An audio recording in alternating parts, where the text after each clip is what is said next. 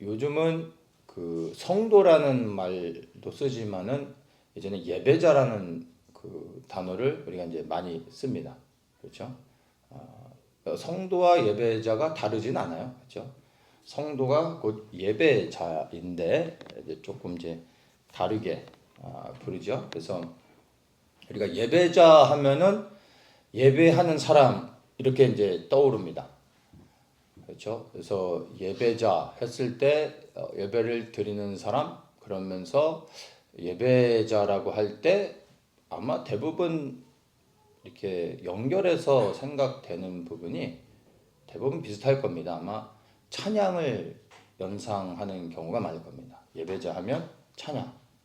그래서 찬양 인도자가 또 예배 인도자죠. 그래서 예배자 하면은 찬양을 일반적으로 찬양을 연결해서 생각을 합니다. 그래서 찬양 사역자들이 예배자라는 단어를 가장 많이 씁니다.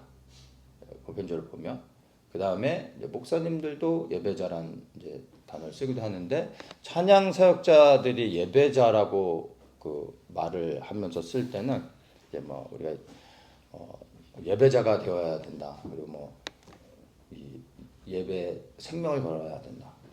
뭐 예배에 올인해라. 이제 찬양 인도자들이 보통 그렇게 말하지 않습니까? 그때 얘기하는 그 예배, 그 예배가 가만 들어보면 이제 함께 드리는 그 예배를 말하는 거예요. 그렇죠? 그래서 그 예배 때 전심을 다해서 주님을 찬양해야 된다. 예배에 집중해라. 그래서 뭐 손들고 찬양하고 뭐 뛰면서 찬양하고 뭐 목소리 높여서 찬양하고 해서 예배의 모든 것을 쏟아부어야 된다. 예배에 성공해라. 이제 이런 얘기를 하잖아요. 그래서 그 예배를 생각할 때 그 예배는 보통 이제 찬양과 연결되어지고 이렇게 드려지는 예배를 말하는 겁니다. 그리고 이제 목사님들도 예배자라는 단어를 쓰죠. 그래서 뭐 똑같이 이제 예배에 대해서 예배자에 대한 어떤 강조를 하실 때 보면 그 예배도 똑같이 같은 컨셉이에요. 근데 그 목사님들이 예배자라고 할 때는 이제 교회에 나와서 드려지는 예배, 그 여기에 참여하는 사람들. 그래서 목사님들이 진정한 예배자가 된다 이렇게 얘기하면 가만히 들어보면 대부분이 뭐 주일 성수 빠지지 마라, 예배 교회에서 드려지는 모든 예배에 나와라, 뭐 이런 것들과 또 연결이 됩니다.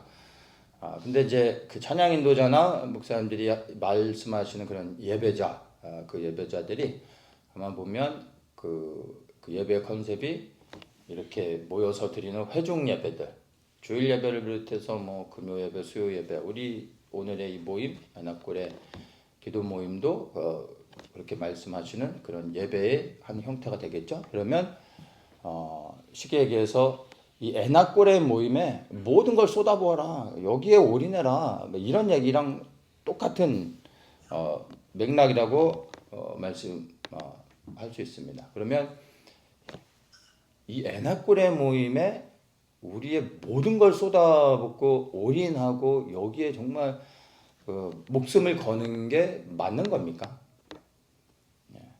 맞다고 하시면 뭐 할 얘기는 없습니다만 그렇지는 않죠. 우리가 정말 목숨을 걸어야 될 예배는 이렇게 모여드리는 어떤 형식과 절차를 가지고 드려지는 이러한 예배를 의미하는 것이 아닙니다. 그 부분은 다 이해를 하실 거라 생각합니다. 목숨이 하나인데 뭐 사소한 거에 이렇게 목숨을 걸면은 안 되겠죠. 그렇다 우리가 드려진 예배가 뭐 사소하다라는 의미는 아니지만 우리가 생명을 걸고 드려야 될 예배는 모여드리는 이러한 회중의 예배, 이런 것이 아니라는 겁니다. 오늘날에 예배자들은 많습니다. 즉 교회에 나와서 예배를 드리는 사람들은 많습니다. 그런데 진정으로 예수 그리스도를 따르는 사람들은 적습니다. 참된 예배자는 예수님을 생명을 들여 따르는 겁니다. 다르지 않죠. 그런데 예배자들은 많지만 정말 주님 앞에 생명을 드리고 따라가는 사람들은 적습니다.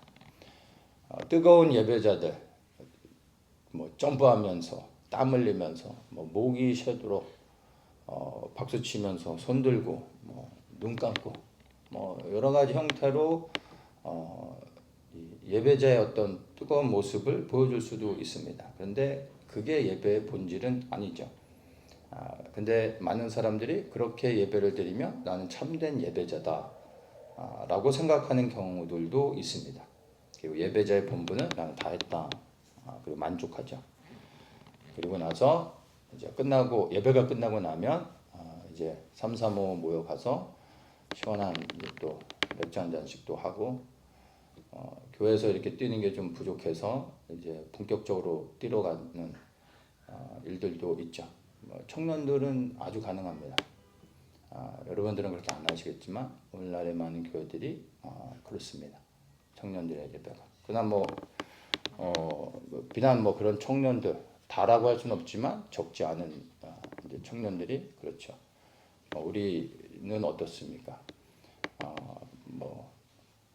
술집을 가거나 나이트클럽을 가지는 않겠지만 그러면 뜨겁게 예배를 드리고 난 후에 각자의 형편 상황 가운데서 여러분의 자리로 돌아간 다음에 예배자의 모습을 갖추고 있는지 여전히 예배자로서 살아가는지 우리도 그런 부분을 돌아볼 필요가 있습니다. 다른 사람들을 말할 것이 아니라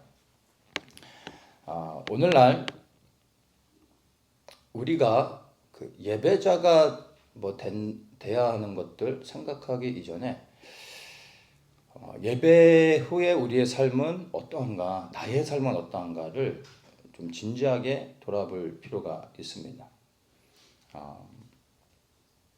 오늘날은 모든 교회가 예수님을 경배해야 될 대상으로 생각합니다. 여기에는 이견이 없죠. 예수님을 경배합니다. 그러나 예수님을 섬겨야 할 대상으로는 생각하지 않는 경우들이 많습니다. 그래서 교회 나와 예배하면서 예수님을 경배는 합니다. 이 부분에서는 모든 사람들이 동의하고 모든 사람들이 올인합니다. 그런데 예배가 끝난 후에 우리가 경배한 그 예수님을 위하여 우리의 삶이 드려지고 헌신하여 살고 있는가 생각해 봐야 됩니다. 예배와 삶은 분리되는 것이 아닙니다. 예배와 삶은 연결되어지는 겁니다. 근데 나의 삶은 예배와 나의 인생이 이렇게 구분되어 있지 않는가 한번 생각해 볼 필요가 있습니다. 예배는 이렇게 신학적으로 보면 신학적이라기보다는 예배라는 단어가 구약에서는 나오진 않습니다. 근데 신약에서는 예배라는 단어가 나오는데 헬라어적인 의미에서 예배의 그 의미를 살펴보면 하나님과 예수님께 경배를 드리기 위해 무릎을 꿇고 그분에게 최고의 존경과 영광을 올려드리는 경의를 표하는 이러한 행위가 예배입니다. 또 다른 예는 예수님께 나의 어떤 필요를 간청하기 위해 무릎을 꿇고 그분께 경의를 표하는 도움을 구하는 이런 것도 예배라고 헬라어적인 의미에서는 이야기를 합니다. 신약의 의미에서 예배가 어떠한지를 우리가 조금 살펴보면 좋을 것 같아요. 신약에서는 신약 때 이제 초대교회의 예배 모습들을 보면 예루살렘 성전에 모여서 예배했습니다. 성전이라고 해서 성전 안에 들어가서 했다는 게 아니라 예루살렘 성전에 가면 솔로몬 행각 들어가기 전에 이 좌측에 솔로몬 행각이 있습니다. 이 솔로몬 행각에 모든 사람들이 모일 수 있어요. 그래서 이 솔로몬 행각에 모여가지고 함께 사람들이 교제를 나눕니다. 근데 이 솔로몬 행각에서 사도들이 말씀을 전했습니다. 그리고 거기서 함께 토론하고 간증하고 이러한 일들이 있었습니다. 이게 신약 시대 초대교회 때 드려졌던 예배였습니다. 그리고 그 성전에서 드려졌던 예배가 끝이 아니라 그 예배가 연장되어져서 각자의 집에 돌아가는데 사람들을 자기의 집으로 초청해서 집에서 만찬을 나누고 또 간증하고 기도하고 찬양하는 것들이 계속 연결이 되어졌습니다. 그러다가 시간이 지나면서 유대교에서 이제 예수님을 믿는 유대인들, 즉 그리스도인들을 이제 쫓아내기 시작했습니다. 그래서 성전에서 당연히 예배를 드릴 수 없었을 뿐만 아니라 회당에서도 이제 모여서 예배를 드리는 것이 불가능해졌습니다. 그래서 이제 시간이 지나면서 교회는 가정에서 모여서 예배를 드리기 시작합니다. 그래서 초대교회는 가정교회다라고 얘기하는 게 그 당시에는 이제 흐름 안에서 그렇게 이제 가정에서 모여서 드릴 수밖에 없었습니다. 그러다 시간이 좀 더 지나고 로마의 핍박이 점점 거세지면서 그 다음에서는 가정에서 드리는 것도 이제 불법이 되어졌죠. 그 다음에 이제 카타콤 지하로 내려가 지하교회의 형태를 갖게 됩니다. 그래서 장소는 바뀌어졌는데 모임은 똑같았습니다. 모여서 그들이 드렸던 그 예배의 그 내용들 이렇게 보면 형식은 없었어요. 왜냐하면 예수님이 예배에 대한 어떤 형식과 절차를 가르치지 않았기 때문에 그래서 그런 것들은 없었습니다. 그런데 그 초대교회 성도들이 모여서 드렸던 예배들의 그 내용들을 살펴보면 단순합니다. 사도들이 설교했던 내용들도 하나였고 모여서 나눴던 것도 주제는 하나였습니다. 그 본질적 주제가 뭐냐면 예수 그리스도의 부활이었습니다. 그리스도의 부활을 말할 때 그리스도의 죽으심을 당연히 포함시키죠. 죽으셨고 그리고 부활하셨기 때문에 그리스도의 부활을 말할 때 그리스도의 죽으심도 같이 이야기하게 되죠. 그리스도의 제자가 된 사람들, 그리고 주님께서도 제자들에게 너희 나의 증인이 되라 하셨던 그 증인, 무엇에 대한 증인입니까? 죽으시고 부활하신 것에 대한 증인이 너희들이 되어야 된다. 그래서 초대교회 성도들이 모여서 나눴던 것들, 그리고 그것들을 계속 전파했던 게 다른 게 아니라 부활에 대한 것의 증인. 근데 이 증인에 대한 것, 증인이 되는 것에 목숨을 걸었다라는 겁니다. 근데 이 부활의 증인 되는 것, 이 부분을 좀 보면은 두 가지가 있습니다. 첫째는 부활의 증인이 된다라는 것은 그리스도의 속죄함, 대속하심, 이것들이 포함이 되는 거죠. 그리스도께서 나를 위해 죽으셔서 내가 죄사함을 받았다라는 것, 그것에 대한 은혜, 그리고 감사와 찬양, 이 고백이 예배 가운데, 설교 가운데, 간증 가운데 첫 번째로 있었던 겁니다. 그래서 초대교회 성도들의 첫째 가장 큰 감격은 구원에 대한 감격이죠. 이것이 포함되어 있었습니다. 그리고 두 번째로 그리스도가 부활하셨다는 것에 대하여 이들이 고백하는데, 그 그리스도의 부활의 의미가 뭐냐 하면 나를 위해 죽으셔서 나를 자유케 하셔서 생명을 주신 그분이 부활하셔서 이제 나의 주인이 되셨다라는 것입니다. 그래서 예수 그리스도의 부활은 무엇을 의미하냐면은 나의 주인이 되셨다라는 것을 이야기하는 겁니다. 예수님이 죽으시고 부활하지 않으셨다면 우리를 구원하셨지만 우리의 주인은 될 수 없습니다. 죽으신 분이 우리를 사셨고 그리고 부활하심으로 합법적으로 우리의 주인이 되시는 겁니다. 그리스도께서 나를 구원하셨다라는 것을 믿는다면 부활하신 그분이 나의 주인이 되셨다라는 것 또한 인정하셔야 되는 겁니다. 첫 번째는 믿는 것이고 두 번째는 인정하셔야 되는 겁니다. 여러분이 예수님이 나의 주인됨을 부정한다면 그분이 나를 구원했다라는 것이 여러분에겐 상관이 없어야 되는 겁니다. 그분이 나를 구원하신 것이 맞다라고 믿는다면 여러분들이 부활하신 예수님이 나의 주인 되십니다 라는 걸 고백하고 예수 그리스도를 위해 사셔야 되는 겁니다. 복음을 얘기하려고 하는 게 아니라 예배를 얘기하려고 하는데 자꾸 딴 데로 가네요. 자, 어쨌든 그래서 그리스도의 부활에 대하여 증인된, 그리고 그것을 증거하는 것이 초대교회의 본질적인 모임의 내용이라고 했는데, 그 내용은 두 가지 다시 정리하면 예수 그리스도의 죄사함, 우리 나 한 사람 대한 대소, 이것에 대한 은혜와 감사, 찬양을 말씀으로 나누고 그리고 간증하고 고백하는 것. 그리고 부활하신 주님이 나를 구원하셨다. 이제 나의 주인이 되셨다.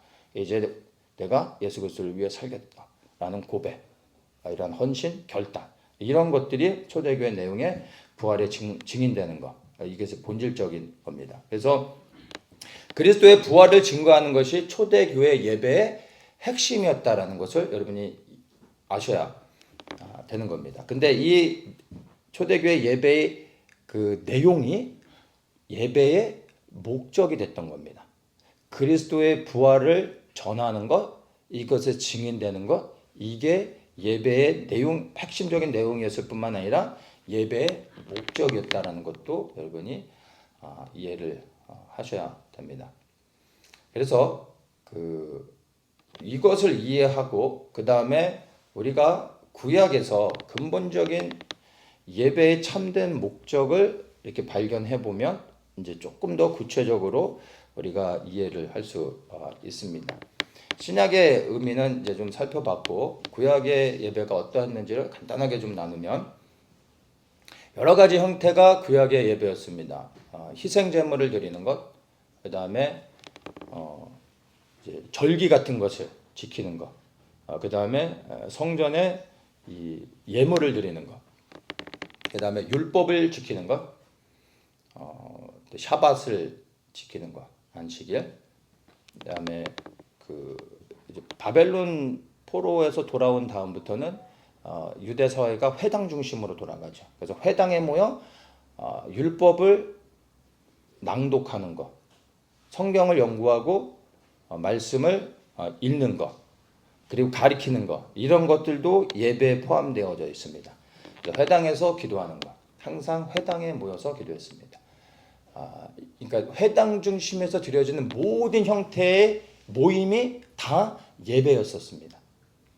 그런데 그 중에서도 구약의 예배에서 가장 아주 본질적인 근본적인 예배를 이야기한다면 그 핵심은 당연히 제사겠죠.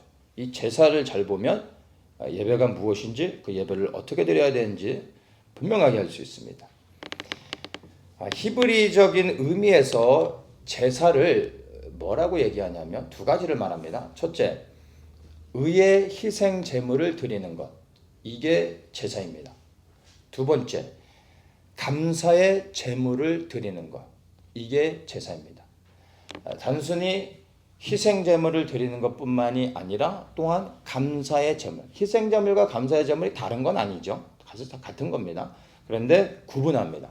희생 제물을 드리는 것과 감사의 제물을 드리는 것, 이것을 제사라고 히브리적인 의미에서는 이야기를 합니다. 이 희생 제물을 좀 봐야 되는데, 희생 제물은 첫째는 속죄를 위한 희생 제물이 있고, 둘째 화목을 위한 희생 제물이 있습니다. 우리는 희생 제물 하면 다 죄사함을 위한 것으로 생각하지만 그렇지는 않습니다. 그래서 속죄 제물이라고 할 땐 죄에 관련된 것이지만 희생 제물이라고 말할 때 그 희생이 무엇을 위한 것인지는 구체적으로 얘기해 줘야 알 수 있는 겁니다. 그래서 히브리적인 의미에서 분명하게 얘기하는 게 의의 이 속죄 제물이라고 말하지 않고 희생 제물이라고 얘기하는 겁니다. 그래서 이 희생 제물일 때는 두 가지, 희생 제물을 드릴 때는 두 가지가 있습니다. 이 희생 제물을 드릴 땐 첫째는 속죄, 나의 죄를 사하기 위하여 이 죄사함을 위한 속죄 제물로 드려지는 것이 있고, 또 한 가지는 화목을 위하여, 나의 죄를 위해서가 아니라 내가 하나님을 너무나 사랑하고 하나님께 감사하고 하나님과 더욱더 가까워지기 위해서 드려지는 희생 제물이 있습니다. 이럴 때는 화목제물이라고 말을 합니다. 죄를 졌을 때는 피해 제사를 통하여 속죄함을 받지만 죄가 없음에도 불구하고 희생 제물을 드리는 사람들이 있었습니다. 그런 사람들은 하나님을 가까이 하면서 하나님께 너무나 감사해서 희생 제물을 드렸던 것입니다. 예수님께서 우리를 구원하기 위해 제사함을 위한 희생 제물이 되셨습니다. 이게 희생 제물 가운데 첫 번째죠. 속죄를 위한 희생이 되신 겁니다. 그리하여 우리가 죄사함을 얻고 자유를 얻게 되었습니다. 그리고 예수님이 우리를 위하여 이렇게 희생 제물이 되어져서 우리의 죄를 사해 주셨고, 우리는 이것에 대하여 이제 어떻게 반응해야 되는 겁니까? 우리도 이제는 동일한 제사의 개념으로 우리가 반응하며 나갈 때 우리가 하나님께 드려야 될 제사는 무슨 제사입니까? 감사의 제사, 화목 제사가 되는 겁니다. 우리가 하나님께 드릴 제사는 속죄 제사가 아닙니다. 속죄 제사는 죄사함을 위한 건데, 예수님께서 나를 위해 죽으심으로 인하여 더 이상의 우리의 피 흘림, 동물의 피 흘림, 그 어떠한 속죄의 제사도 필요가 없습니다. 그런데 우리는 하나님께 제사를 드려야 됩니다. 어떤 제사요? 감사의 제사를 드려야 되는 겁니다. 무엇에 대한 감사입니까? 나를 구원하신 것에 대한 감사의 제사를 드리는 것입니다. 그래서 구약시대에도 정말 믿음이 좋은 사람은 감사 제사를 드리기 위하여 양을 잡아서 드렸던 거예요. 죄를 진 사람이 양을 잡아 드리는 건 뭐 당연한 거죠. 자기의 죄를 위해서 드리는 거니까 그게 하나님이 기뻐하시거나 영광을 받으실 것은 전혀 아닙니다. 100마리를 드리던 1000마리를 드리던 하나님이 보실 때 인정할 만한 것은 아닙니다. 그렇죠? 죄를 위하여 드리는 거니까. 근데 죄가 없는 사람이 하나님을 너무 사랑하고 그 은혜가 너무나 커서 희생제물을 드리러 온다면 하나님이 누구를 기뻐하시겠습니까? 누구의 제사를 다 받으시겠지만 정말 기뻐하며 받으시겠습니까? 감사의 제사를 드리는 사람인 거죠.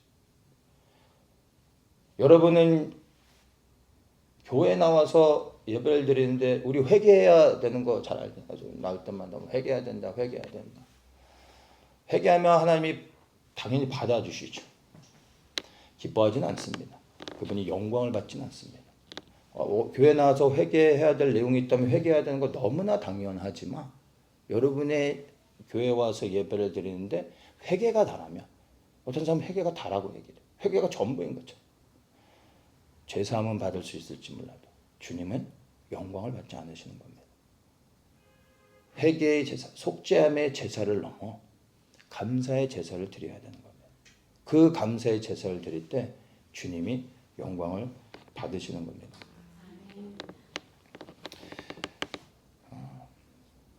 참된 예배. 이제 정말 우리가 드려야 될 참된 예배가 무엇인지 좀 보이십니까?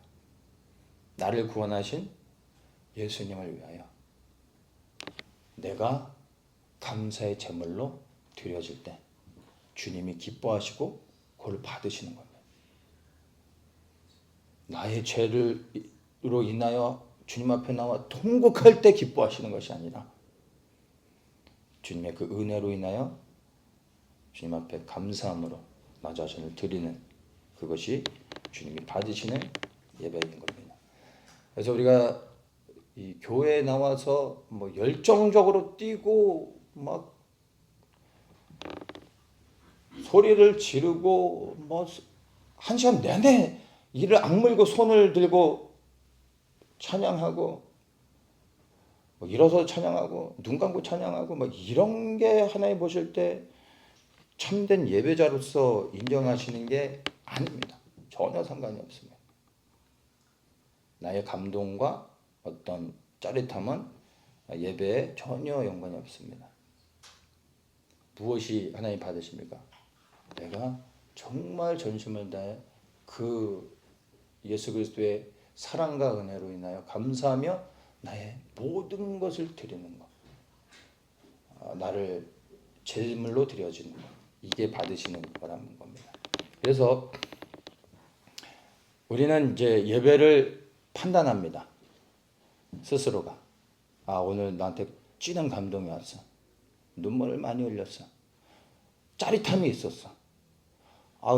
너무 내 마음이 즐거워. 내 안에 회복이 있었어. 위로가 있었어. 오늘 메시지가 좋았어. 뭔가 하여튼 다 만족스러웠어. 이렇기 때문에 오늘 예배는 성공한 것이고 하나님이 받으시는 예배라고 생각하는 경우가 많습니다. 그런데 나의 그런 감동이 진짜인지 아닌지 주님으로부터 온 건지 이런 것을 떠나서 혹 주님이 주신 거라 할지라도 주님이 내가 기뻐하는 만큼 나의 예배를 받으셨는지는 퀘스천인 겁니다. 이해되십니까? 반대로 내가 정말 예배가 안 되고 오늘따라 정말 예배를 드릴 수 없는 상황이고 예배 나오고 싶지도 않았고 그런데 어떻게 나왔는데 찬양도 진짜 시원찮고 마음에 안 들고 말씀도 정말 은혜가 안 되고 기도도 안 되고 하여튼 다 안 되고 너무나 예배에 나와 있는 자체가 고통스러운데 내가 왜 나와 있는지 이해도 안 가는 그런 상황인데도 불구하고 이 자리에 나와 잠잠히 있는 것. 근데 속에서는 뭔가 끌어오르고 너무 힘들지만 그러나 그 예배 자리에 잠잠히 머물러 있는 것 자체가 나는 하나도 예배가 은혜가 되지 않았지만 하나님은 그 예배를 받으실 수 있다는 거예요. 그럼에도 불구하고 그 자리에 나와 잠잠히 머물러 있고 나의 감정은 요동을 치지만 이 자리에 머물러 있는 것 자체가 하나님이 받으시는 예배가 될 수 있다. 나는 은혜를 못 누리고 있고 나는 감정으로 생각으로 혼으로 아무런 느낌을 받을 수 없지만 그러나 하나님은 그 예배를 내가 정말 기뻐하고 난 너의 그 예배를 받았다라고 말씀하실 수 있다라는 겁니다. 나의 기준인 나의 감정, 생각이 기준이 되어서는 안 됩니다. 진정한 예배는 내가 죽어주는 거죠. 예배 가운데 정말 내가 원치 않아도 잠잠히 머물러 있는 것.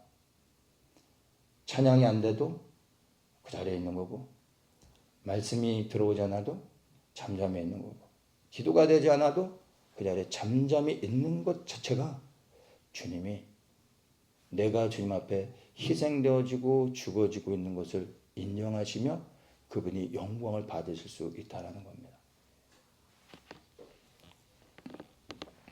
로마서 12장 1절 우리가 읽었는데 제가 다시 한번 읽겠습니다. 그러므로 형제들아 내가 하나님의 모든 자비하심으로 너희를 권하노니 너희 몸을 하나님이 기뻐하시는 거룩한 산 제사로 드리라. 무엇을요? 우리의 몸을 너희의 몸을 산 제사로 드리라. 이는 너희의 드릴 영적 예배니라. 짧은 한 구절이지만 너무 명확하게 우리에게 말씀해 줍니다. 우리가 진정으로 드려야 될 예배, 춤추며 소리 지르며 드리는 예배가 참된 예배가 아니라 내가 죽어지는 것, 내가 산 제사로 드려지는 것, 이게 하나님이 기뻐하시고 받으시는 영적 예배라는 것입니다. 그러면 나를 제물로 드리는 것은 무엇입니까?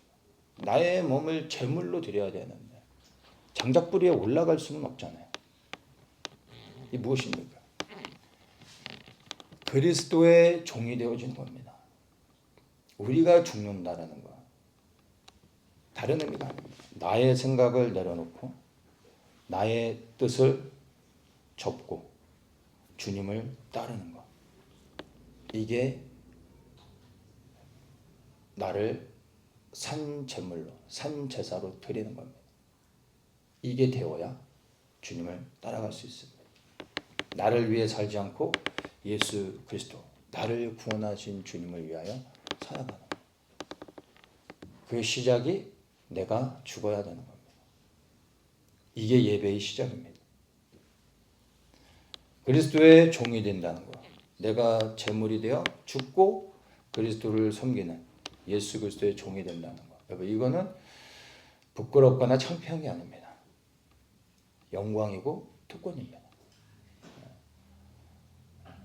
누구를 섬기느냐가 중요한데 온 열방의 왕 되신 분을 섬긴다는 것, 그분의 종이 된다는 것만큼 세상에서 가장 영광스러운 게 어디 있겠습니까? 다시 이야기합니다. 예배 때 내가 얼마나 큰 감동을 받았느냐, 내가 얼마나 높이 뛰었느냐, 얼마나 소리를 질렀느냐, 뭘 새로운 거를 알았느냐, 위로를 받았느냐, 만족함이 있었냐, 이런 게 중요한 게 아니야. 이런 건 예배와 전혀 상관이 없습니다. 내 인생이 예배를 드릴 때마다 조금씩, 그러나 계속해서 지속적으로 내 삶이 예수 그리스도를 위하여 드려지고 조금씩 변화를 이루며 계속해서 주님을 위해 살아가는 것. 한 번에 모든 것이 바뀌진 않지만 그러나 조금씩, 어제보다는 오늘이 좀 더 낫게, 오늘보다 내일이 좀 더 나을기를 기대하며 예배가 끝난 후에 나는 예배자로서 이제 예배가 끝난 후부터의 시간을 예배자의 삶을 살아가는 겁니다. 나의 모든 삶의 영역 가운데서 그렇게 주님을 위하여 드려지며 살아가는 것. 이게 주님이 진정으로 받으시는 예배라는 겁니다. 예배에 드려지는 그 한두 시간만 집중해서 열정적으로 드리는 것이 참된 예배자가 아니라 주님이 받으시는 진정한 예배, 찾으시는 진정한 예배자는 무엇입니까? 나를 산제사로 드려 그리스도를 위해 생명을 드리고 살아가는 겁니다. 요한복음 4장에 보면은 수가성 여인과 예수님이 대화를 나누는데, 수가성 여인이 예수님께 이제 예배를 어디서 드려야 됩니까? 라는 형식을 물을 때 예수님이 그 여인에게 뭐라고 답변하십니까? 24절에 하나님은 영이시니 예배하는 자가 신령과 진정으로 예배하시라. 영과 진리로 예배해라. 장소를 묻는데 예배를 어떻게 드려야 되는지를 말씀해 주십니다. 이 여인이 알아야 될 것. 영과 진리로 예배하라. 영은 성령님을 말하는 겁니다. 진리는 예수님을 이야기하는 건데 더 구체적으로 예수님의 말씀, 예수님의 뜻입니다. 그러면 영과 진리로 예배한다는 것, 참된 예배, 영적 예배는 성령 안에서 예수 그리스도만을 높이고 그분의 말씀에 순종하여 그분의 뜻을 행하는 것, 이게 우리가 드려야 될 참된 예배인 겁니다. 이게 진정한 예배의 성공이 되는 겁니다. 2시간의 예배에 성공하지 마시고 이 예배는 실패하셔도 괜찮아요. 형식을 갖춰드리는 예배가 끝난 후에 진짜 예배가 시작되는 겁니다. 그리고 조금씩 여러분의 삶의 모든 영역 가운데 여러분이 진정한 예배자의 삶을 사시는 겁니다. 나를 그리스도를 위하여 나 자신을 나의 삶의 모든 영역 가운데 나를 죽이고 나의 삶의 영역에 예수 그리스도의 뜻이 나타나고 그리고 그 뜻이 이루어질 수 있도록 온전히 순종하며 매일의 삶 속에 살아갈 때 우리에 드려지는 그 참된 예배를 통하여 주님의 영광을 받으시고 그리스도가 빛을 드러내시며 어둠 가운데 있는 사람들이 그 빛을 보고 나와 구원하는 역사가 있을 것입니다. 참된 예배, 진정으로 드려야 될 영적 예배가 무엇인지를 생각하며 그 예배자의 삶을 사시기를 축복합니다.